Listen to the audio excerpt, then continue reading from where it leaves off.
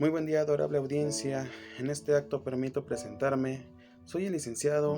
en Derecho Giovanni Ricardo Ruiz Ramos, egresado de la Universidad de la República Mexicana, el cual actualmente se encuentra cursando la maestría en Derecho Procesal Penal Acusatorio y Adversarial. A petición del licenciado Miguel Ángel Acosta García, que imparte la materia de amparo en materia penal, en ese orden de ideas, pues voy a hablarles un poco de las partes que intervienen en el juicio de amparo, y para de ello debemos constatar que son 4 las partes que marca la ley para intervenir en este juicio. Una de ellas es el quejoso, la autoridad responsable, el tercero interesado y el Ministerio Público de la Federación. Ahora veamos las particularidades de cada uno de estos. El quejoso, su fundamento legal se encuentra en la fracción primera del artículo 5 de la Ley de Amparo.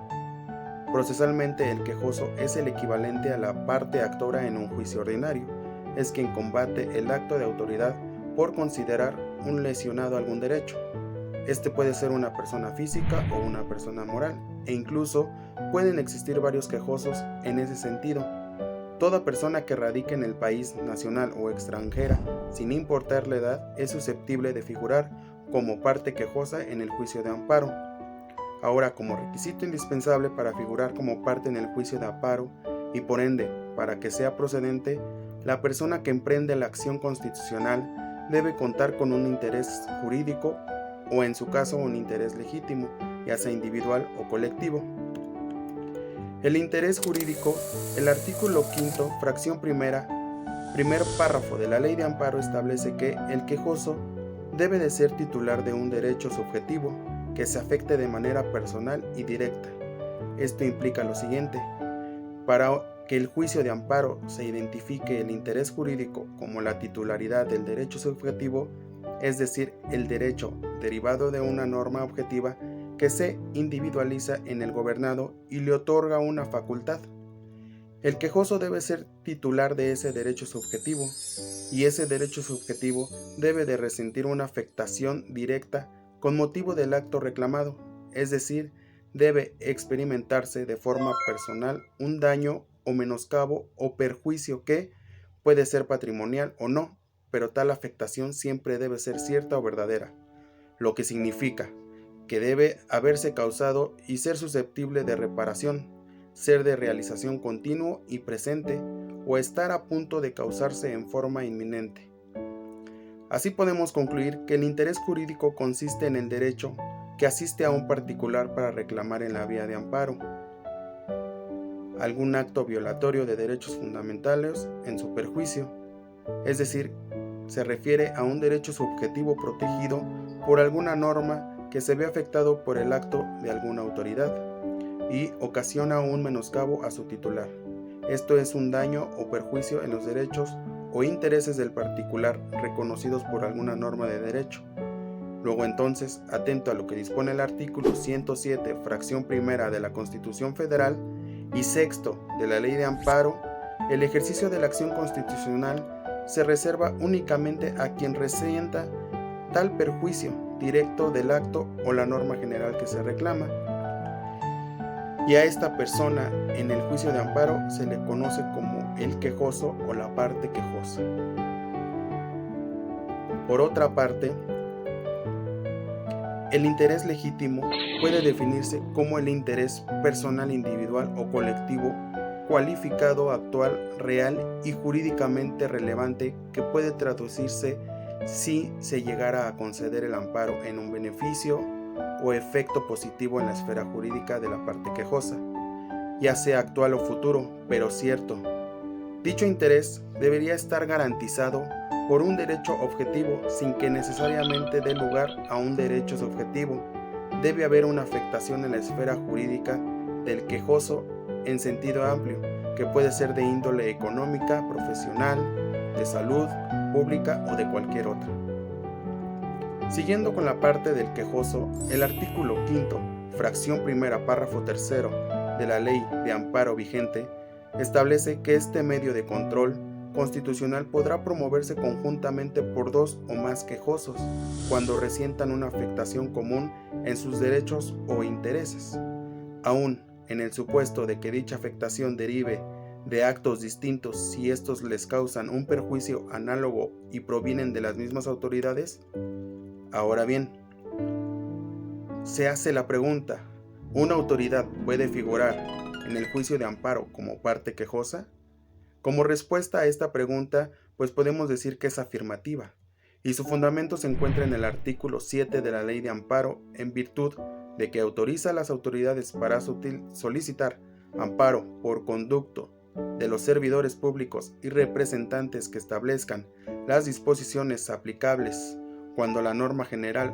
un acto u omisión los afecta en su patrimonio respecto de resoluciones jurídicas en las que se encuentra en un plano de igualdad con los.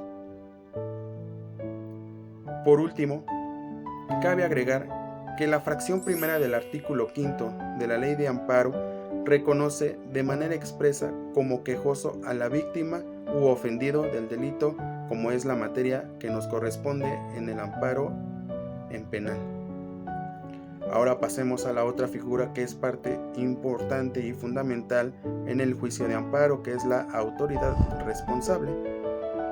Ahora bien, la autoridad responsable, conforme al artículo 5, fracción segunda de la Ley de Amparo, se desprende que debe reputarse como autoridad al ente que, con independencia de su naturaleza formal, dicta, ordena, ejecuta o trata de ejecutar el acto que crea, modifica o extingue situaciones jurídicas en forma unilateral y obligatoria, u omite el acto que, de realizarse, crearía, modificaría o extinguiría dichas situaciones jurídicas. Esto es que autoridad es todo aquel ente que ejerce facultades decisorias de imperio y coercitivas que le están atribuidas en una ley. Ahora bien, en la Ley de Amparo vigente, en su artículo 5, fracción segunda, párrafo segundo, establece como actos combatibles en el juicio de amparo los provenientes de particulares cuando sean equivalentes a los de las autoridades. La exposición se refiere a la hipótesis en el particular realce actos alejado de su ámbito privado, por lo que el acto del particular, equivalente al acto de autoridad para efectos del juicio de amparo, debe derivar el mandato expreso de la ley. Debe ser unilateral, imperativo y coercitivo, como si se tratara de uno emitido por un órgano del Estado. El artículo 5, fracción tercera de la Ley de Amparo vigente establece quiénes pueden figurar en el juicio como terceros interesados. Esto es la persona que haya gestionado el acto reclamado o tiene interés jurídico en que subsista. Ya entrando en la figura del tercero interesado, podemos decir